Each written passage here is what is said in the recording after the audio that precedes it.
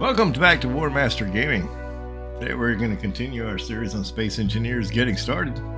Thought I'd do a quick video on how power works in Space Engineers, so you can kind of have an idea of when you make your builds, how you need to power them. This should be a pretty short video, but it's going to help us in the long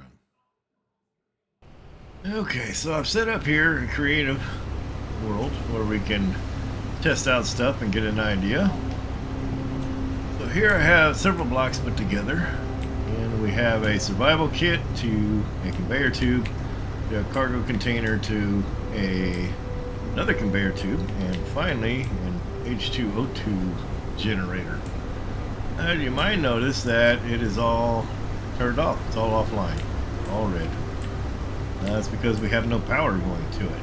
So the way power works in Space Engineers is that you have power generators. So over here I have two wind generators, which atmosphere requires an atmosphere, and you can see we're generating some power, but it's not connected in any way. There's no wires in Space Engineers, so the way you get power from one place to another is by connecting the blocks. So we'll do that by placing a block.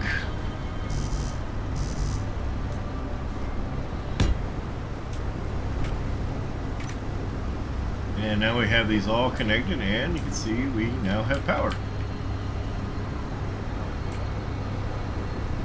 That's how you get power. As long as everything is connected, you will have power.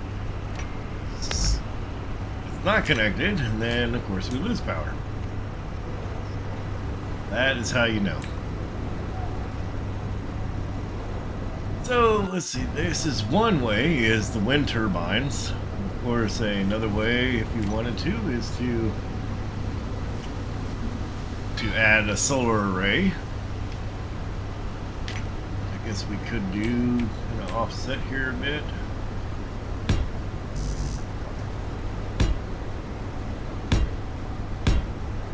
And let's build our solar array.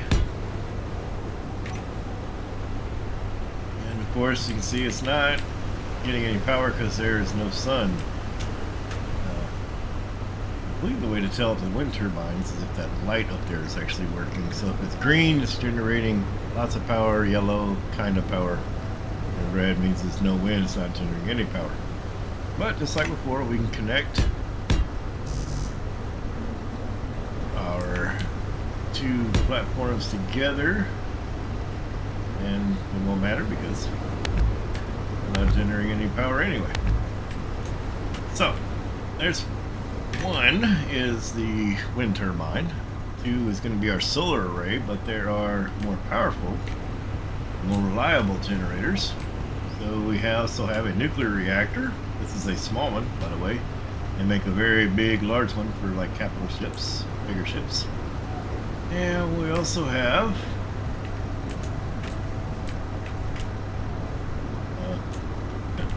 a hydrogen engine. Hydrogen engine takes hydrogen as input and creates power. So the way you can get that is by having an H2O2 sensor, or H2O2 generator that takes ice and turns it into hydrogen.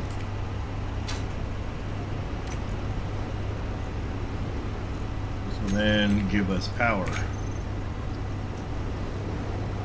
We can look at it here, and we can see that it's filled 100% with hydrogen.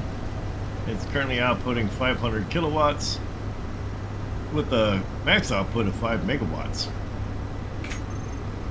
That was pretty efficient. Just like before, we can connect everything together. You hear it turning, and it's powering our base here. That one's kind of expensive to make, not too bad.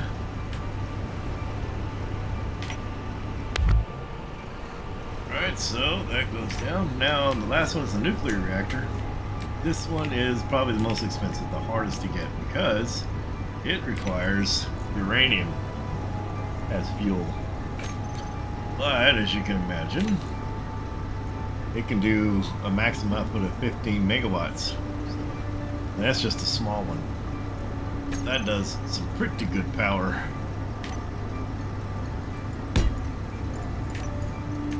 And now we're using fuel. We have power over here.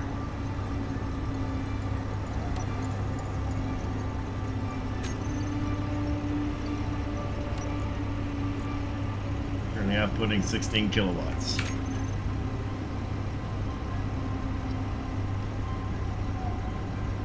Yeah, that just about covers all the power that you'll need.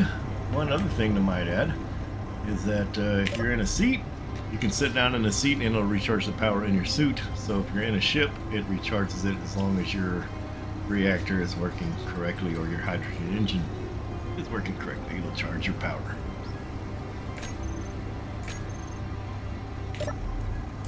Like I said, just a quick video on how we can generate power and use power throughout our builds.